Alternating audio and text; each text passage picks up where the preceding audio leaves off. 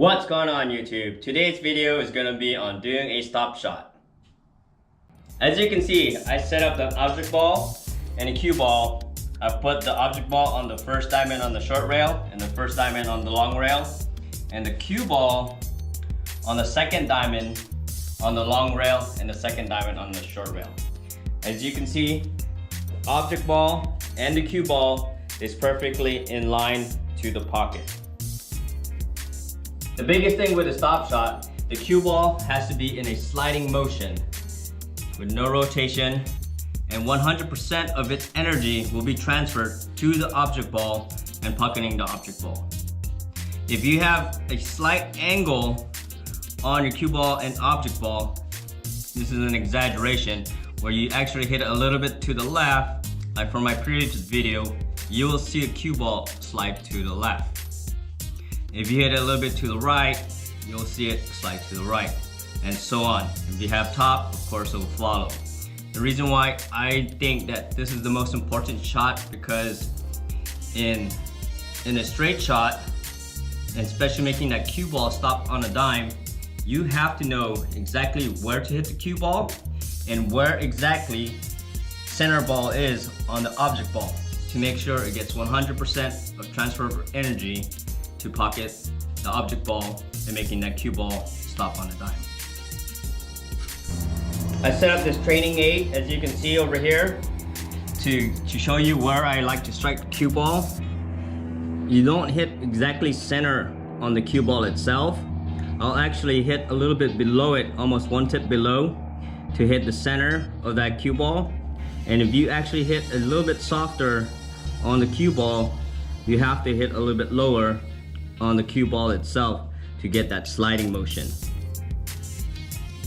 Also, the biggest thing is you got to make sure you hit center on the center line of the cue ball, because if you apply any spin on the cue ball, you're striking a little bit left or a little bit right. That will tell you exactly if you're not aiming correctly or if your stroke is off. You might be aiming towards this part of the cue ball, but suddenly you have a spin on that cue ball. It tells you you're hitting not where you want to aim at. One way to practice the stop shot is actually getting the object ball right in front of the side pocket, about half a diamond away, and getting your cue ball on the center of the table, and make sure it lines up straight into the pocket. What you want to do is you want to practice these shots with an open bridge and a closed bridge.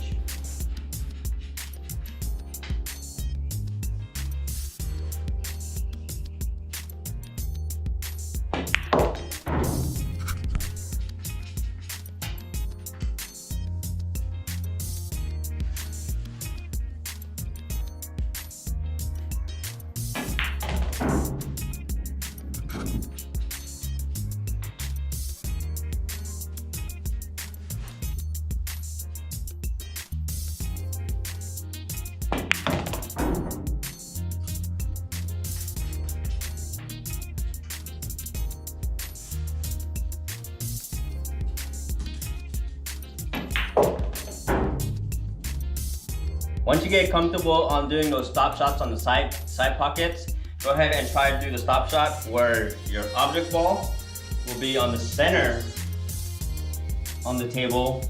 And well, like I said before in my previous video on the draw shot, I'll let you get my cue ball on right before the third diamond and the second diamond.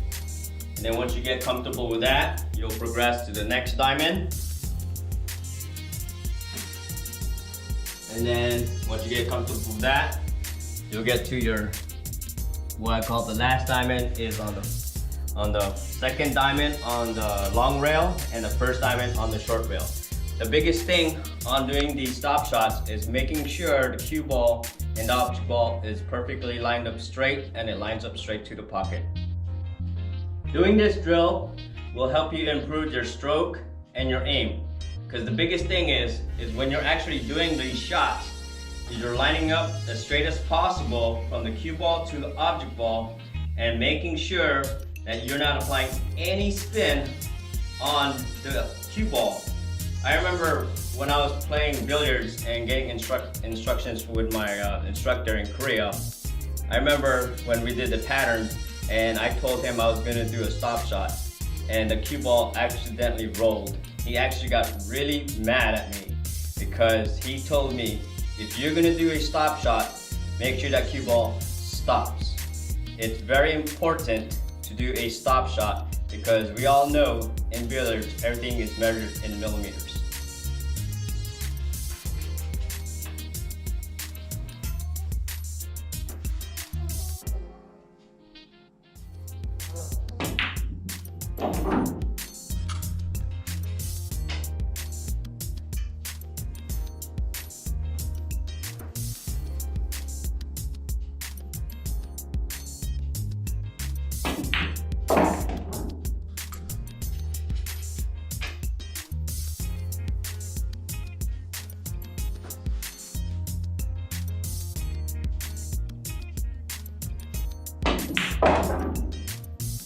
Alright, I just did 3 of those stop shots. I did them at a medium speed, almost slow. The biggest thing about the stop shot is not just trying to do it at slow speed, it's actually trying to do them a little bit faster than your normal pace. That way you can actually get a full understanding of your stroke. So once you're comfortable with your stop shots, and the biggest thing is actually practice it from a distance. Get it on that second diamond on the long rail and the first diamond on the short rail, and get your cue ball where you're comfortable, and actually put some pace in the cue ball and see if you can actually make that cue ball stop on the dime.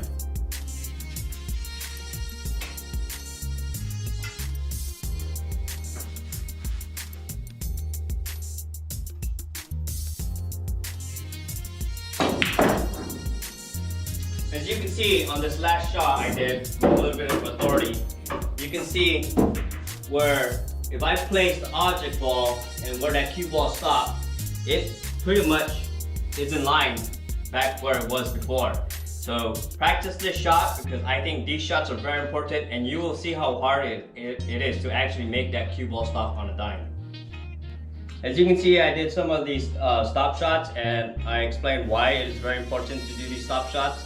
The biggest thing is, like I said before, on a stop shot is making sure that cue ball is sliding and everything is lined up straight to the pocket, and it has no rotation at all, and 100% transfer from cue ball to object ball, and object ball will be in the pocket.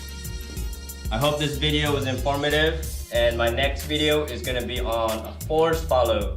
And thank you for watching. See you guys next time. Thank you for watching. Please subscribe me. Don't forget the thumbs up. Bye bye.